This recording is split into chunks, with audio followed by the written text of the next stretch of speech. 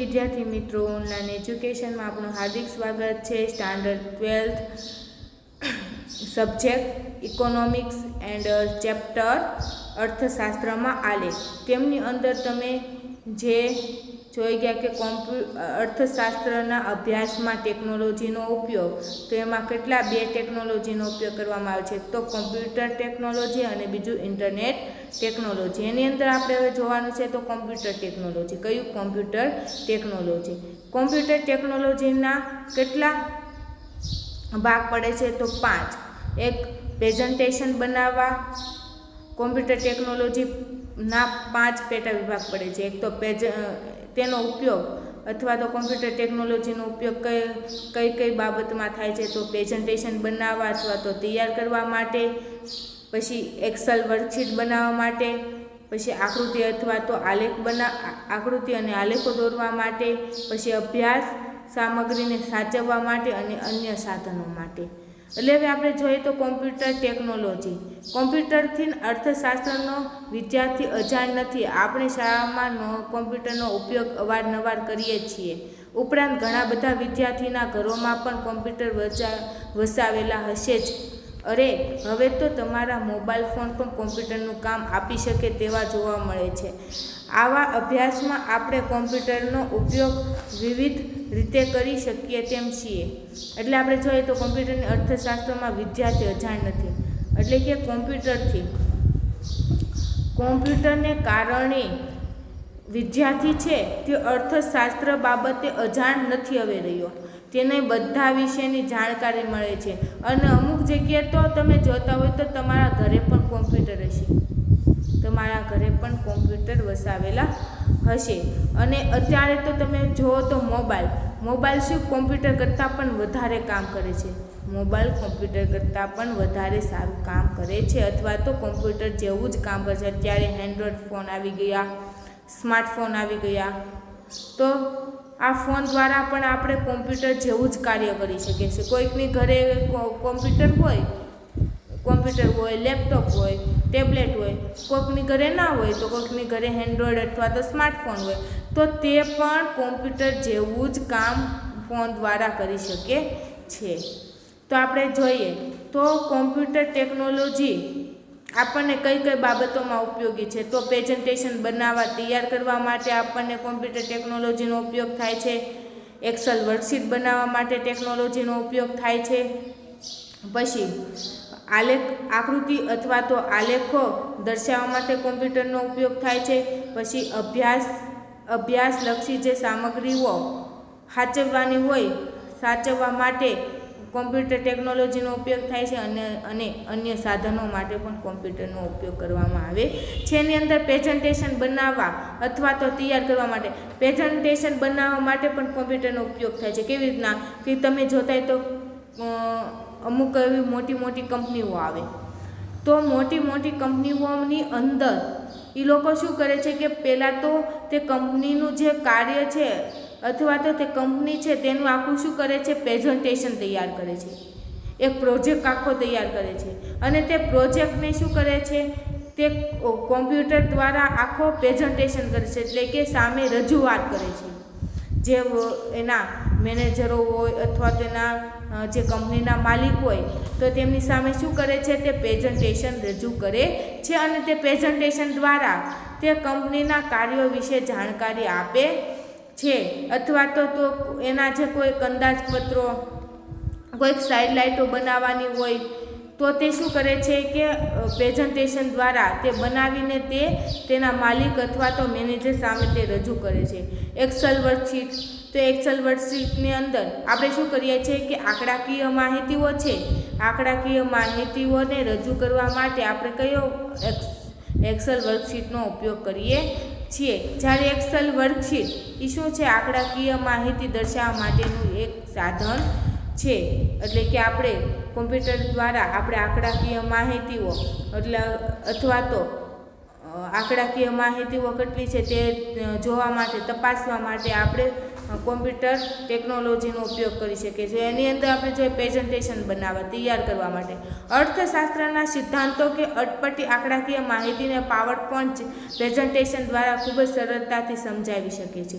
અર્થશાસ્ત્રના સિદ્ધાંતો કે અટપટી આંકડા, એટલે કે અર્થશાસ્ત્રના જેટલા સિદ્ધાંતો છે, સિદ્ધાંતો એટલે કે એના જે રૂલ્સ છે તે, અને અટપટી આંકડાકીય એટલે કે જે અટપટી એટલે કે આપણને અઘરી આંકડાકીય માહિતીઓ છે તે માહિતીઓ દર્શાવવા માટે આપણે શું કરીએ છીએ, પ્રેઝન્ટેશનનો ઉપયોગ કરીએ છીએ. અને પ્રેઝન્ટેશન દ્વારા આપણે સરળતાથી તેની સામે રજૂ કરીને આપણે તેને આંકડાકીય માહિતીની અંદર સમજાવી શકીએ છીએ. દાખલા તરીકે અંદાજપત્રનો પાઠ સમજાવવા. કોનો અંદાજપત્રનો પાઠ સમજાવવા માટે કે સમજવા માટે 3 સ્લાઇડ બનાવીને આપણે સમજી કે સમજાવી શકીએ. એક સ્લાઇડમાં અંદાજપત્રનો અર્થ અને ખાતાઓ દર્શાવી શકીએ, બીજી સ્લાઇડમાં અંદાજપત્રના ખાતાઓની વિગતો, અને ત્રીજી સ્લાઇડમાં આપણા દેશનું અંદાજપત્ર દર્શાવીને આખું પ્રકરણ એટલે કે આખું પાઠ સરળતાથી આપણે પ્રેઝન્ટેશન દ્વારા આપણે સમજાવી પણ શકીએ છીએ અને તે આપણને યાદ પણ રહી જાય છે. એક્ઝામ્પલ તરીકે આપણે અંદાજપત્રનો પાઠ સમજાવવાનો છે, કેનો અંદાજપત્રનો પાઠ સમજાવવાનો છે, તો પ્રેઝન્ટેશન દ્વારા સરળતાથી કેવી રીતના સમજાવી શકાય કે એની 3 સ્લાઇડ બનાવવામાં આવે. કેટલી સ્લાઇડ બનાવવામાં આવે? 3 સ્લાઇડ બનાવવામાં આવે. એની અંદર એક સ્લાઇડની અંદર એની એક સ્લાઇડની અંદર અંદાજપત્ર અને તેના અંદાજપત્રનો અર્થ એટલે કે અંદાજપત્ર કોને કહેવાય તેનો અર્થ અને તેના ખાતાઓ તૈયાર કરવામાં આવે. પછી બીજી જે સ્લાઇડ તમારે તૈયાર કરવાની છે તો તેની અંદર અંદાજપત્રના ખાતાઓની વિગતો દર્શાવવામાં આવે. અને ત્રીજી જે સ્લાઇડ તૈયાર તમારે કરવાની છે એમાં આખા દેશનું અંદાજપત્ર દર્શાવવામાં આવે, જેમને કારણે આખો અંદાજપત્રનું જે ચેપ્ટર અથવા તો પ્રકરણ છે તે આખું પૂરું થઈ જાય છે. એવી રીતના એક્ઝામ્પલ તરીકે આપણું આ ઇકોનોમિક્સનું જે પહેલું ચેપ્ટર અર્થશાસ્ત્રમાં આલે એ આપણે પ્રેઝન્ટેશન અથવા તો પ્રોજેક્ટર દ્વારા આપણે સમજાવવું છે. તો આપણે શું કરીએ કે એનો આપણે એને 3 વિભાગ પાડી દેવી અથવા તો 4 વિભાગ પાડી દેવી, મોટું હોય તો 5 વિભાગ પડે. તો એવી રીતના આપણે વિભાગો દ્વારા આપણે શું કરીએ કે એને વિભાગોની અંદર આપણે ગોઠવી દઈએ અને તેને પ્રોજેક્ટ દ્વારા આપણે વિદ્યાર્થીઓ સામે રજૂઆત કરી શકીએ અથવા તો કોઈ બીજી વ્યક્તિઓ સામે આપણે તે શું રજૂ કરી શકીએ પ્રેઝન્ટેશન. એવી રીતના જ તે આમાં પણ એવું જ છે. અંદાજપત્રો એટલે પછી શું થાય છે કે દેશનું ત્રીજી જે સ્લાઇડ બનાવવામાં આવે છે તેમાં આખા દેશનું અંદાજપત્ર દર્શાવવામાં આવે છે, જેને કારણે તેમાં થોડાક સમયમાં અને ઓછા સમયમાં સારું એવું જાજુ કામ થઈ જાય. 3 સ્લાઇડ બનાવે તો 3 સ્લાઇડની અંદર આખો પાઠ પૂરો, 3 સ્લાઇડ બનાવે એમાં આખો પાઠ પૂરો. અને સરળતાથી પાછું પ્રોજેક્ટર દ્વારા તમે ભણો તો શું થાય કે પ્રોજેક્ટર દ્વારા તમે ભણો તો પ્રોજેક્ટર દ્વારા તમે જે અભ્યાસ કરેલો હોય તે તમને શું થાય છે એકદમ મગજની અંદર ઉતરી જાય. શા માટે કે જે પ્રોજેક્ટરની અંદર તમે શું કરો છો કે એક નજરે તમે એને જોવો છો. શું છે પ્રોજેક્ટરને તો તમે જોવાના છો, સાંભળવાની સાથે સાથે શું કરો છો તમે એક નજરે તેને એક ધારા તમે જોવો છો, જેને કારણે શું થાય છે તેના ચિત્રો છે તે આપણા મગજની અંદર બેસે છે અને તે શું કહેવા માગે છે તે પણ આપણે મગજની અંદર ઉતારીએ છીએ. એવી રીતના જ તમે જો પુસ્તકને શું કરો કે તમારા અર્થશાસ્ત્રનું ચેપ્ટર છે એમાં ટેકનોલોજી, કોમ્પ્યુટર ટેકનોલોજી છે દર્શાવેલું, તો તમારે શું માનવાનું કે આ એક પ્રકારનું પ્રોજેક્ટ છે, પુસ્તક એક પ્રોજેક્ટ છે. તો તમે એને એક નજરે ધ્યાનથી જોવો તો તમને આગળ પડતો ખ્યાલ આવવા મળે અને તેના કારણે તમને શું થાય છે કે તમને સમજવામાં સરળતા પડે છે અને યાદ પણ એકદમ રહી જાય છે. કોઈ પણ વસ્તુ તમે વારંવાર ગોખવાથી અથવા તો પાકું કરવાથી તમને યાદ કોઈ વસ્તુ લેતું નથી. જો કદાચ રહી જાય પણ તે લાંબા સમય સુધી યાદ રહેતું નથી. અને એક ધારા તમે એક નજરે તે શબ્દને વારંવાર ચિત્રની જેમ જોવામાં આવે અથવા મૂવીની જેમ જોવામાં આવે તો તમને શું થાય છે એકદમ તે વર્ડ્સ બધા જે પુસ્તકની અંદર જેટલા વર્ડ્સ આપેલા છે તે શું થાય છે એકદમ મગજની અંદર બેસી જાય છે. તમારે એક વખત ટ્રાય કરવું. તમે 5 વખત વાંચો સવાલ આ કોમ્પ્યુટર ટેકનોલોજીનો, 5 વખત વાંચો, 10 વખત વાંચો કે 15 વખત વાંચો. કદાચ યાદ રહેવું હોય, અમુકને યાદ રહેવું હોય તો રહી જાય, ન રહેતું હોય યાદ, એને તો ઉપરથી જ જાય બધું બાષ્પીભવન સ્વરૂપે, અને જો કદાચ યાદ રહી ગયું તો પણ તે લાંબા સમય સુધી એક્ઝામ ટાઈમ આવે ત્યાં સુધી તમને યાદ રહેવાનું નથી. 10 વખત વાંચો કે 15 વખત વાંચીને તમે યાદ કરેલું હોય, પણ એક્ઝામ ટાઈમ આવે એટલે તમને બધું જ ભૂલાઈ જાય. પણ તો જો તમે એને મૂવી અથવા તો કોઈ ટીવી સિરિયલ તરીકે તમે એને જોયા જ કરો, તમારે એમ જ માનવાનું કે હું એક મૂવી જોઉં છું. એવી રીતના તમારે શું કરવાનું, બેઠા બેઠા જોયા જ કરવાનું. જે સવાલ છે ક્વેશ્ચન આન્સર એને તમારે સતત ને સતત એને જોયા જ કરવાનું. તમે 1 દિવસ જોશો, 2 દિવસ જોશો, 3 દિવસ જોશો, વાંચવાનું કાંઈ નથી, ખાલી એને ખાલી એને ધ્યાનથી જોવાનું છે. એટલે તમને એના બધા વર્ડ્સ તમને શું થાય, સમજાતા જાય. એટલે તમે ખાલી એક નજરે તમે એને જોશો, 1 દિવસ જુઓ, 2 દિવસ જુઓ, 3 દિવસ જુઓ, તમે સતત વારંવાર તમે એને જોવામાં આવે એ વર્ડ્સને, તો તમને શું થાય છે, એકદમ તમારા મગજની અંદર ફિટ થઈ જાય છે અને તમને સરળતાથી યાદ પણ રહી જાય છે અને સરળતાથી તમે સમજી પણ શકો છો. એવી રીતના જ તેમ પ્રેઝન્ટેશનનું પણ એવું જ કામ છે કે પ્રેઝન્ટેશન દ્વારા કોઈ પણ વ્યક્તિને સમજાવવામાં આવે, પ્રોજેક્ટર દ્વારા પ્રેઝન્ટેશન કરવામાં આવે તો તે વ્યક્તિને સરળતાથી યાદ સમજાઈ પણ જશે અને યાદ પણ રહી જશે. હવે આપણે બીજો પોઈન્ટ જોવાનો છે, એક્સેલ વર્કશીટ. એક્સેલ વર્કશીટની અંદર આપણે કોમ્પ્યુટરનો ઉપયોગ કેવી રીતના કરી શકીએ છીએ. હવે જોઈએ તો એક્સેલ વર્કશીટ.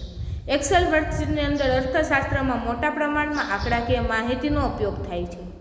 સંશોધનકર્તા નિષ્ણાંતો એટલે કે જાણકારી મેળવતા વ્યક્તિઓ. તમે કહો તો સમાજની અંદર કહો તો ઇતિહાસકારો, એટલે સંશોધન કરતા એટલે કે વૈજ્ઞાનિકો આવે, એક બાજુ કહીએ તો વૈજ્ઞાનિકો પણ કહી શકાય. નિષ્ણાંતો અત્યંત મોટા પ્રમાણની આંકડાકીય માહિતીની ચકાસણી કરે છે. શું કરે છે? મોટા પ્રમાણના આંકડાકીય માહિતીની ચકાસણી કરે છે. જેમ કે જ્યારે આપણે ભારતમાં નાના પાયાના ઉદ્યોગો દ્વારા ઉત્પન્ન થતી ચીજ વસ્તુઓની માહિતી મેળવવાના પ્રયાસો કરીએ છીએ ત્યારે આપણને અસંખ્ય ચીજ વસ્તુઓના ઉદાહરણો મળે છે. આવી માહિતી કોમ્પ્યુટર પ્રોગ્રામથી એક્સેલ શીટમાં મૂકીને તેના સરવાળા, સરેરાશ, સહસંબંધ વિશેના આંક, મૂલ્યો, મિનિટો મેળવી શકીએ છીએ. એક્સેલ શીટ એ આંકડાકીય માહિતીને પ્રોસેસ કરવા માટેનો પ્રોગ્રામ છે. મેળવેલ માહિતી માટે વિવિધ પ્રકારની આકૃતિઓ દ્વારા એક્સેલ શીટમાં સહેલાઈથી દોરી શકાય છે. એક્સેલ શીટ શું છે? આંકડાકીય માહિતીને પ્રોસેસ કરવા માટેનું એક પ્રોગ્રામ છે. એક્સેલ શીટ છે એ આંકડાકીય માહિતી દર્શાવવા માટેનું એક પ્રોગ્રામ છે. તો એની અંદર આપણે જે નિષ્ણાંતો, જે સંશોધનકારો છે તે શું કરે છે? નાના પાયાના જે ઉદ્યોગો છે, તો નાના પાયાના ઉદ્યોગોની અંદર જે ઉત્પન્ન થતી ચીજ વસ્તુઓ છે તે ચીજ વસ્તુઓ વિશેની તે લોકો માહિતી મેળવે છે અને માહિતી મેળવવાની સાથે સાથે તેમને શું થાય છે? અનેક પ્રકારના ઉદાહરણો મળી આવે છે. શું મળી આવે છે? ઉદાહરણો મળી આવે છે. જે ઉદાહરણો તે શું કરે છે? એક્સેલ વર્કશીટની પ્રોગ્રામની અંદર મૂકીને તેનો શું કરી શકે છે? જે નાના પાયાના ઉદ્યોગો છે તેની ચીજ વસ્તુઓની માહિતીનું છે તે પૂરેપૂરી માહિતી મેળવી શકે છે. તેનો સરવાળો પણ, તે વસ્તુનો સરવાળો પણ કાઢી શકે છે, સરેરાશ પણ કાઢી શકે છે, સહસંબંધ વિશેના આંક અથવા તો મૂલ્યો પણ જાણી શકે છે, અથવા તો તેની મિનિટો, એટલે કે કેટલી મિનિટમાં કેટલું કાર્ય થયું, એમાં કેટલી વસ્તુઓનો ઉપયોગ થયો, તે વસ્તુ તૈયાર કરવા માટે કેટલી સામગ્રીનો ઉપયોગ થયો, તે આ બધી જ માહિતી મેળવવા માટે એક્સેલ વર્કશીટ તૈયાર કરવામાં આવે છે અને તેના દ્વારા આપણે બધી માહિતી મેળવી શકીએ છીએ. તો નાના પાયાના જે ઉદ્યોગો છે, તો નાના પાયાના ઉદ્યોગોની અંદર થતી ચીજ વસ્તુઓ, તો તે ચીજ વસ્તુઓ શોધે છે. તો તે ચીજ વસ્તુની અંદરથી આપણને અનેક પ્રકારના ઉદાહરણો મળી આવે છે. તે જેને આપણે એક્સેલ વર્કશીટના પ્રોગ્રામની અંદર મૂકવાથી આપણને શું થાય છે? સરવાળા પણ મળે છે, સરેરાશો પણ મળે છે, એના પછી તેના મૂલ્યો અથવા તો આંકો, આંકડાકીય માહિતી પણ મળે છે અને મિનિટો પણ આપણને મળે છે. એટલે કે એની બધી જ જે ચીજ વસ્તુઓ તૈયાર થઈ છે તેના વિશેની બધી માહિતી, વિગતો અથવા તો ડિટેલ્સ મળી જાય છે આપણને તે ચીજ વસ્તુઓની. એક્સેલ શીટ એ આંકડાકીય માહિતીને એટલે કે એક્સેલ શીટ એવી ટેકનિકલ વસ્તુ છે કે જેને પ્રોગ્રામ દ્વારા આપણે આંકડાકીય માહિતીને આપણે શું કરી શકીએ છીએ, પ્રોસેસ કરી શકીએ છીએ. જે આંકડાકીય માહિતીઓ છે તે આંકડાકીય માહિતીઓ આપણે એક્સેલ વર્કશીટની અંદર આપણે દર્શાવી શકીએ છીએ. તો મેળવેલ માહિતી માટે વિવિધ પ્રકારની આકૃતિ દ્વારા પણ એક્સેલ શીટ સહેલાઈથી દોરી શકાય. એટલે કે આપણને જે આ નાના પાયાના જે ઉદ્યોગો છે તેની અંદરથી જે ચીજ વસ્તુઓની માહિતી આપણને મળી છે, સરવા, સરેરાશો, સહસંબંધના અંક, મૂલ્યો આ જે આપણે દર્શાવવા છે તો તે આપણે એક્સેલ વર્કશીટની અંદર આપણે સહેલાઈથી આપણે દોરી શકીએ છીએ આકૃતિ દ્વારા, અથવા તો સહેલાઈથી સમજાવી પણ શકીએ છીએ. હવે આપણે શું જોવાનું છે, મુદ્દા નંબર 3. મુદ્દા નંબર 3 તો 3 ની અંદર આકૃતિ અને આલેખ દોરવા માટેના પ્રોગ્રામો. આકૃતિ અથવા તો આલેખ દોરવા માટેના પ્રોગ્રામો આપણે જોવાના છે. હવે આપણે જોઈએ કે આકૃતિ અને આલેખો દોરવા માટેના પ્રોગ્રામો. કયા આકૃતિ અને આલેખો દોરવા માટેના પ્રોગ્રામો? તો આપણે આકૃતિ અને આલેખો દોરીને પણ આપણે શું કરીએ છીએ, આપણે કોમ્પ્યુટર ટેકનોલોજી દ્વારા આપણે આકૃતિ અથવા તો આલેખો દોરીને પણ આપણે આંકડાકીય માહિતી અથવા તો કોઈપણ પ્રકારની માહિતી આપણે દર્શાવી શકીએ છીએ. કોમ્પ્યુટર ટેકનોલોજીમાં અનેક પ્રોગ્રામો છે જેમના વડે અર્થશાસ્ત્રની વિવિધ આકૃતિ કે આલેખો દોરી શકાય છે. સામાન્ય વર્ડ ફાઇલમાં પુરવઠા અને માંગ રેખા જેવી સરળ આકૃતિ દોરી શકાય છે. એક્સેલ શીટ દ્વારા આંકડાકીય માહિતી માટે આકૃતિ અને આલેખો સચોટ માપ પ્રમાણે દોરી શકાય છે. પરંતુ આ માટે આપણને કયા પ્રકારની આકૃતિ જોઈએ છે અને તેને માટે કઈ ફોર્મ્યુલા વપરાય છે તેની જાણકારી હોવી જોઈએ. આકૃતિ અને આલેખ દોરવા માટે કોમ્પ્યુટર ટેકનોલોજીમાં અનેક પ્રોગ્રામો છે જેના વડે અર્થશાસ્ત્રની વિવિધ એટલે કોમ્પ્યુટર અંદર અનેક પ્રકારના પ્રોગ્રામો આપેલા છે જેના દ્વારા આપણે આકૃતિ અને આલેખો દોરી શકીએ છીએ. સામાન્ય વર્ડ ફાઇલમાં એટલે કે ફાઇલની અંદર તમે પુરવઠા અથવા તો માંગ જેવી સરળ આકૃતિઓ દોરી શકો છો. વર્ડ ફાઇલની અંદર તમે પુરવઠા એટલે કે જથ્થો, માંગ એટલે તેની માંગ એટલે કે વેચાણ, એટલે કે જથ્થો અને વેચાણ વિશેની જે સરળ આકૃતિ છે તે આકૃતિ પણ આપણે શું કરી શકીએ, કોમ્પ્યુટર પ્રોગ્રામ ફાઇલની અંદર આપણે દોરી શકીએ છીએ. એક્સેલ શીટ દ્વારા આંકડાકીય માહિતી માટે આકૃતિ અને આલેખ સચોટ માપ પ્રમાણે દોરી શકાય છે. એટલે કે એક્સેલ શીટ દ્વારા એક્સેલ શીટ શું છે, એક માહિતી આપતું પ્રોગ્રામ છે. શું છે કે એક આંકડાકીય માહિતી આપતું પ્રોગ્રામ છે. તો તેના દ્વારા આપણે શું કરીએ છીએ કે આંકડાકીય માહિતી આપણે આકૃતિ અથવા તો આલેખ સચોટ એટલે કે સાચા પ્રમાણમાં આપણે દોરી શકીએ છીએ, સાચું માપ લાવીને આપણે દોરી શકીએ છીએ. પરંતુ આ માટે આપણને કયા પ્રકારની આકૃતિ જોઈએ છે અને તે માટે કયો ફોર્મ્યુલા વાપરવામાં આવે છે તેના વિશેની થોડી ઘણી જાણકારી હોવી જોઈએ. તો જ આપણે કોમ્પ્યુટર દ્વારા આપણે આકૃતિ તૈયાર કરી શકીએ છીએ. એટલે કે કયા પ્રકારની આકૃતિ દોરવાની છે, તે આકૃતિ દોરવા માટે કયો ફોર્મ્યુલાનો ઉપયોગ કરવામાં આવે છે, તો તેના વિશેની જાણકારી આપણને હોવી જોઈએ. તો જ આપણે કોમ્પ્યુટર દ્વારા આપણે આકૃતિ અથવા તો આલેખો દોરી શકીએ છીએ. હવે અભ્યાસ સામગ્રી સાચવવા માટે પોઈન્ટ નંબર 4. અભ્યાસ સામગ્રી સાચવવા માટે અર્થશાસ્ત્રના અભ્યાસ માટે અસંખ્ય શૈક્ષણિક સાધન સામગ્રીની જરૂર પડે છે. ઉપરાંત અર્થશાસ્ત્રના ઉચ્ચ અભ્યાસ કે સંશોધન માટે પણ આવું સામગ્રી અનિવાર્ય બને છે. આ સામગ્રીને નોટબુક કે ચોપડીમાં સાચવવા માટે જગ્યા તેમજ સ્વીટ જોઈએ, તેમજ ભેજ, જીવાત વગેરેથી તે બગડી જવાનો ભય રહે છે. પરંતુ આપણે આ સામગ્રીને કોમ્પ્યુટરમાં સાચવી શકીએ.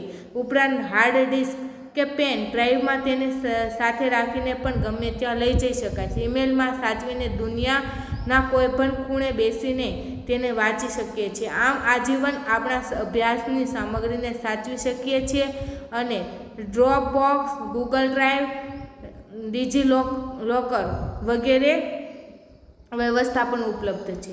અર્થશાસ્ત્રના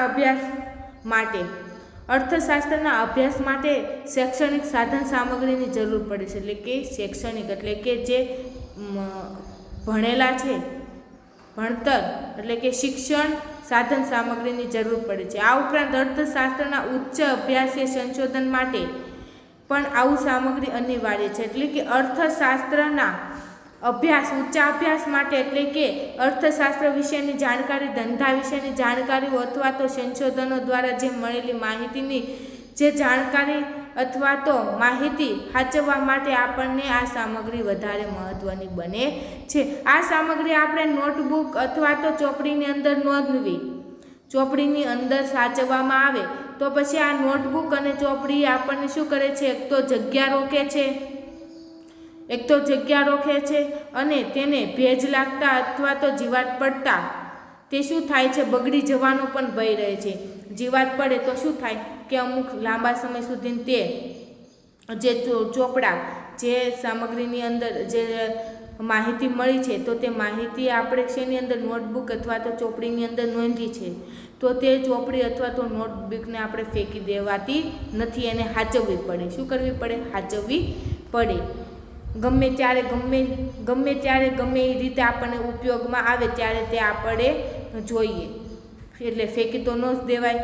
એટલે તે નોટબુક અથવા તો ચોપડીને સાચવવા માટે તો પહેલાં પ્રથમ તો આપણે શું જોઈએ? એની જગ્યા જોઈએ, યોગ્ય જગ્યા જોઈએ. પછી એને સાચવવી બરાબર પડે. જો એને વરસાદ આવતા, ચોમાસું આવતા શું થાય કે કાગળ હોય એને કેવું થાય? ભેજ લાગી જાય. શું લાગે? ભેજ લાગે. તમારે કોઈક વાર જોવું ચોમાસાની ઋતુમાં તમારા ચોપડાને ભેજ લાગી જાય છે તો પુસ્તકને ભેજ લાગતા, નોટબુકને ભેજ લાગતા એની અંદર શું પડે છે? નાના નાના જીવાણુ પડે છે, જીવાતો પડે છે. જે જીવાતો શું કરે છે? કાગળને ખાઈ જાય છે. કાગળને ખાઈ જાય એટલે કાગળ શું થાય? આખું ખવાઈ જાય એટલે એના ઉપરનું જે લખાણ છે તે પણ વયું જાય. એટલા માટે તે એક ભય સ્વરૂપ ગણાય છે. પરંતુ આપણે કોમ્પ્યુટર આવતા આપણે તે સામગ્રીને આપણે કોમ્પ્યુટરની અંદર સાચવી શકીએ છીએ. હાર્ડ ડિસ્ક કે પેન ડ્રાઈવમાં તેને આપણે રાખી મૂકીએ છીએ. અને ઈમેલની અંદર આપણે સાચવીએ તો આપણે કોઈ પણ દેશની અંદર ગયા હોય અથવા તો કોઈ પણ જગ્યાએ ગયા હોય તો ત્યાં બેઠા આપણે તે માહિતી વિશે જાણકારી મેળવી શકીએ અથવા તો તે માહિતી વિશે જાણી શકીએ. આમ આજીવન આપણા અભ્યાસની સામગ્રીને સાચવી શકીએ તે એટલા માટે Dropbox, Google drive, DigiLocker. Google ડ્રાઈવની અંદર આપણે ડોક્યુમેન્ટ તૈયાર કરીએ છીએ, ફાઇલો તૈયાર કરીએ છીએ, પછી આપણે શું કરીએ છીએ? ગૂગલ ડ્રાઈવની અંદર સેવ કરી દઈએ છીએ. ઘણી વખત આપણે શું કરીએ છીએ? PDF file. અત્યારે આપણે જોતા હોય તો અમુક આપણે જે લખાણ કરેલું છે તો તે લખાણને આપણે સાચવવું છે તો આપણે શું કરીએ? એના ફોટો પાડીને પછી સ્કેનરની અંદર આપણે શું કરીએ? PDF ફાઇલ બનાવી દઈએ અને PDF ફાઇલ બનાવીને ગૂગલ ડ્રાઈવની અંદર શું કરી દઈએ? સેવ કરી દઈએ. એટલે કે ભવિષ્યમાં પણ ક્યારેક આપણને તે વસ્તુની જરૂર પડે એટલે ફટ દેખાનું આપણે ગૂગલ ડ્રાઈવ ખોલીને આપણે તે વિશે આપણે જે સાચવેલી છે વસ્તુ તે આપણે જોઈ શકીએ. એટલા માટે અભ્યાસ સામગ્રીમાં પણ આપણે કોમ્પ્યુટર ટેકનોલોજીનો ઉપયોગ કરવામાં આવે છે. હવે જોઈએ તો અન્ય સાધનોની અંદર આંકડાશાસ્ત્રના એડવાન્સ પ્રોગ્રામ જેવા કે SPSS, SHJAM, eViews, SAS વગેરે અસંખ્ય માહિતી માટે આંકડાકીય ગણતરીઓ કરે છે. પરંતુ આવા પ્રોગ્રામો બજારમાં ખૂબ જ ઊંચી કિંમતે મળે છે. SPSS, પછી SHJAM, પછી eViews, પછી SAS આ જે આંકડાકીય માહિતી છે તે માહિતી આપણને બજારની અંદર ખૂબ જ વધારે કિંમત અથવા તો ઊંચી કિંમતની અંદર આપણને જે આંકડાકીય માહિતીઓ છે તે આપણને ઊંચી કિંમતની અંદર મળે છે. આવા સાધનો સંશોધન કરનાર સંસ્થાઓ ખરીદીને ઉપયોગમાં લે છે. એટલે કે આવા સાધનો છે જે SPSS, AJAM, AVIUS અને SAS, આ જે આંકડાકીય માહિતી છે, અસંખ્ય આંકડાકીય માહિતી, એનો ઉપયોગ કોણ કરે છે કે સંશોધન કરનાર સંસ્થાઓ છે. સંશોધન કરનાર સંસ્થાઓ અથવા તો કંપની આ આંકડાકીય માહિતીને ખરીદી લે છે અને તેનો ઉપયોગ લોકો વધારે કરે છે. પરંતુ કેટલાક સોફ્ટવેર વિના મૂલ્ય ઇન્ટરનેટ પરથી પ્રાપ્ત થઈ શકે છે, જેવા કે જર્ટલ, PSPPR વગેરે. આ બધા શું થાય છે કે સોફ્ટવેર વિના મૂલ્ય એટલે કે પૈસા વગરના આપણને ઇન્ટરનેટ પરથી આપણને આ સોફ્ટવેર આપણને મળી જાય છે. આજના યુગમાં કોમ્પ્યુટરના મોટા ભાગના બધા જ કાર્યો ટેબ્લેટ કે મોબાઈલના ફોન દ્વારા પણ થઈ શકે છે. એટલે કે આજનું જે આ યુગ છે, આ યુગની અંદર કોમ્પ્યુટરના મોટા ભાગના બધા જ કાર્યો શું થાય છે, ટેબ્લેટ અથવા તો મોબાઈલ ફોનની અંદર પણ આપણે આ બધા કાર્યો કરી શકીએ છીએ. કયા કાર્યો? તો પ્રથમ તો આપણે શું પ્રેઝન્ટેશન બનાવવા, વર્કશીટ તૈયાર કરવા, એક્સેલ વર્કશીટ તૈયાર કરવા, પછી આકૃતિ અથવા તો આલેખો દર્શાવવા માટે, પછી જે અભ્યાસ સામગ્રીઓને સાચવવા માટે અને અન્ય સાધનો માટે. આવા બધા જે મોટા ભાગના જે કાર્યો છે તે આપણે હવે ટેબ્લેટ અથવા તો મોબાઈલ ફોન દ્વારા આપણે કરી શકીએ છીએ. હવે કોમ્પ્યુટર ટેકનોલોજી આપણે આજે કોમ્પ્યુટર ટેકનોલોજીનો ઉપયોગ આપણે કઈ રીતના કરી શકીએ તેના વિશેની જાણકારી મેળવી લીધી. હવે આપણે જોવાનું છે કોમ્પ્યુટર ટેકનોલોજીનો ઉપયોગ અંગેના ભયસ્થાનો. કોમ્પ્યુટર ટેકનોલોજીના ઉપયોગ અંગેના ભયસ્થાનો એટલે કે તે ભયજનક પણ ગણાય છે. કોમ્પ્યુટરનો ઉપયોગ કરીએ તે ભય સમાન પણ ગણાય છે. કોમ્પ્યુટર એક યંત્ર સાધન છે અને તે અભ્યાસ સામગ્રી નથી. કોમ્પ્યુટર એક શું છે? યંત્ર છે, અભ્યાસ કરતું સાધન નથી. અભ્યાસ કરતું સાધન નથી. એક શું છે? એક સાધન અથવા તો યંત્ર છે. તે અભ્યાસની પ્રક્રિયા સરળ કરવા મદદ કરે છે. તેનો ઉપયોગ જ્ઞાન કે અભ્યાસને અવેજીમાં થઈ શકે નહીં. એટલે કે તે શું કરે છે? અભ્યાસની પ્રક્રિયા, આપણે જે અભ્યાસ કરીએ છીએ તે પ્રક્રિયાને સરળ કરવામાં કોમ્પ્યુટર મદદ કરી શકે, પણ તે જ્ઞાન કે અભ્યાસ આપી શકતું નથી. ઉપરાંત આપણને કોમ્પ્યુટરના પ્રોગ્રામ અંગેની જાણકારી ના હોય તો આપણે ખોટી આકૃતિ કે આલેખ, ખોટી સરેરાશ વગેરે મેળવીને મુશ્કેલીમાં મુકાય છીએ.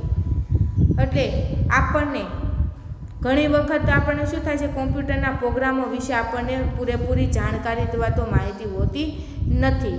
એટલા માટે આપણે એના પ્રોગ્રામ વિશેની માહિતી હોતી નથી. એટલા માટે આપણે શું કરીએ છીએ કે ખોટી આકૃતિ દોરીએ છીએ, પછી આલેખો પણ ખોટા દોરીએ છીએ, પછી એની સરેરાશ પણ ખોટી મળે છે, જેના કારણે આપણે શું થઈએ છીએ કે મુશ્કેલીમાં મુકાઈ જાય છે. આપણી કંપનીઓ, આપણા ધંધાઓ, બિઝનેસો આ શું થાય છે કે મુશ્કેલીમાં મુકાઈ જાય છે. ઘણી વખત કોમ્પ્યુટરમાં મટીરિયલ ખોટી જગ્યાએ સેવ કરી હોય તો તેમાંથી ડિલીટ થઈ શકે છે. એટલે આપણે ઘણી વખત કોમ્પ્યુટરના જે મટીરિયલ છે ખોટી જગ્યાએ સેવ કરી દીધા હોય, અથવા તો કોઈક ડોક્યુમેન્ટ્સ અથવા તો ફાઇલ આપણે કોઈક ખોટી જગ્યાએ જે આપણે માહિતી અથવા તો મટીરિયલ છે તે આપણે તો ખોટી ડોક્યુમેન્ટ્સ અથવા તો ફાઇલની અંદર આપણે સેવ કરી દીધા હોય તો શું થાય કે તે ડિલીટ પણ લાગી શકે છે. જેમ કોમ્પ્યુટર આપણા માટે ઉપયોગી છે તેવી રીતના તે ભય સ્વરૂપ પણ છે. એટલે કોમ્પ્યુટરનો ઉપયોગ આપણને વ્યવસ્થિત રીતના અને કરતા આવડવો જોઈએ. કોમ્પ્યુટરનો ઉપયોગ આપણને બરાબર કરતા આવડતો હોય તો જ આપણે કોમ્પ્યુટરનો ઉપયોગ કરવો જોઈએ. નહીંતર જો આપણને કોમ્પ્યુટરનો ઉપયોગ બરાબર કરતા ન આવડતો હોય તો આપણે એનો સાહસ કરવો જોઈએ નહીં. તો તમારે આ કોમ્પ્યુટર ટેકનોલોજી છે તેના વિશેની આપણે થોડી ઘણી ચર્ચા કરી ગયા. હવે બીજી ટેકનોલોજીની અંદર આપણે જોઈએ તો ઇન્ટરનેટ ટેકનોલોજી, જે આપણે આવતા લેક્ચરની અંદર જોઈશું. Thank you. અને આ જે કોમ્પ્યુટર ટેકનોલોજીનો ઉપયોગ છે અને તે ઉપયોગ કેવી રીતના આપણે કરી શકીએ, તો આ જે એના ઉપયોગો છે તે તમારે બરાબર પાકા કરવાના છે. શું કરવાના છે, બરાબર પાકા કરવાના છે અને તેના ઉપયોગો લખવાના પણ છે. આ તમારે જે કોમ્પ્યુટર ટેકનોલોજીનો ઉપયોગ છે તે તમારે એક્ઝામની અંદર પૂછાઈ શકે, સંભાવના રહે પૂછાવાની, એટલા માટે તમારે થોડીક તૈયારી રાખવી.